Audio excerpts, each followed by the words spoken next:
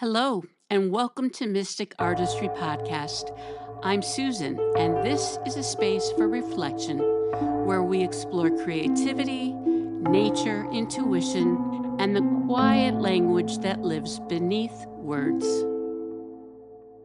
What if the mind doesn't stop when we fall asleep, but simply changes the way it speaks?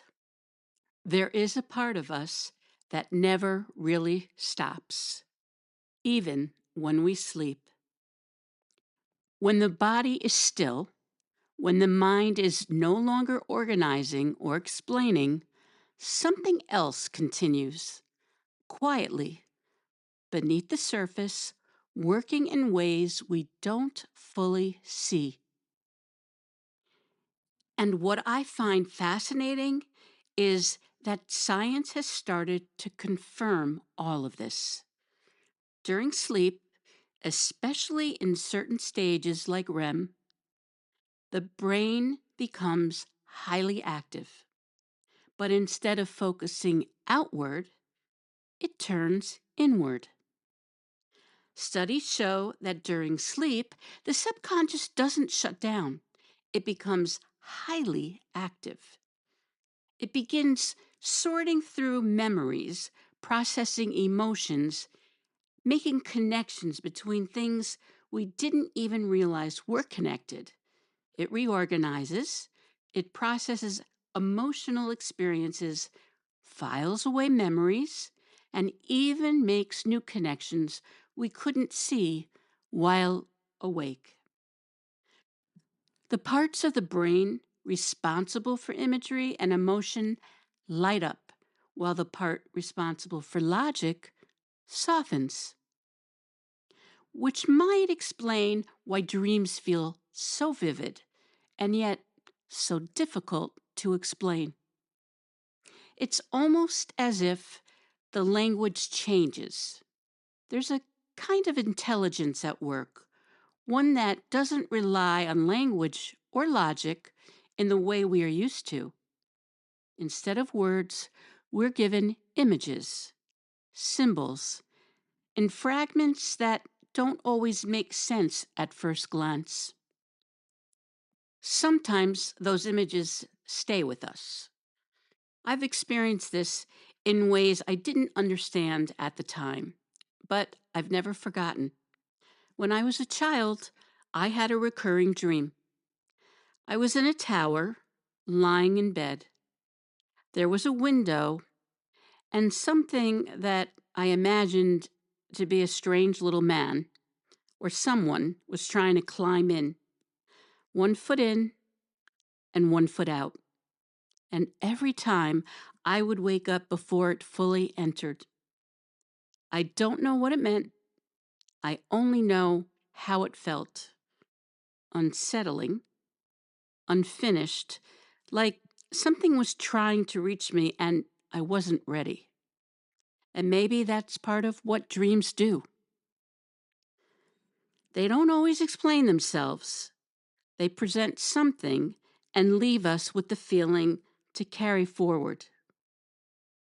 But not all dreams feel the same. There are others that arrive with a kind of clarity that's hard to dismiss. At a time in my life when I was holding something heavy, I didn't know how to tell my children that my grandmother had passed. When my grandmother passed away, she was in her late 90s, and she had a beautiful relationship with my children, who were still very young at the time. And I remember feeling unsure about how I was going to tell them. How do you explain something like that in a way that they can understand? And before I even had a chance, my middle daughter came to me and said, "Mommy, it's okay. I already know Bubby is gone." And I remember asking her, "How do you know?" And she said, "She came to me in a dream last night.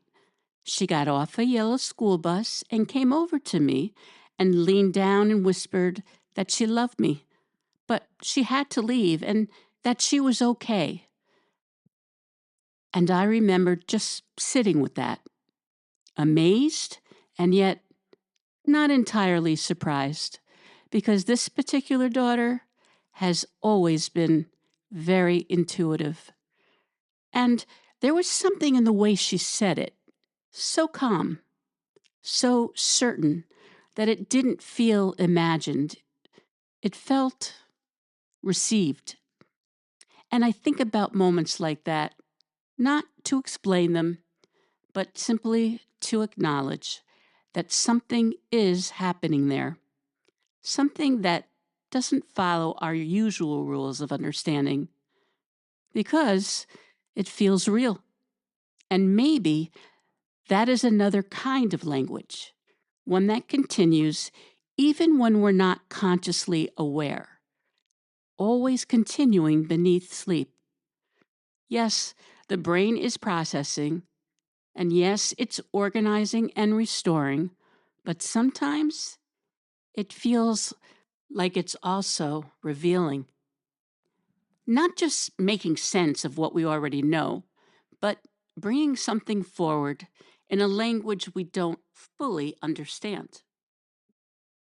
One dream left me with a feeling I couldn't explain as a child.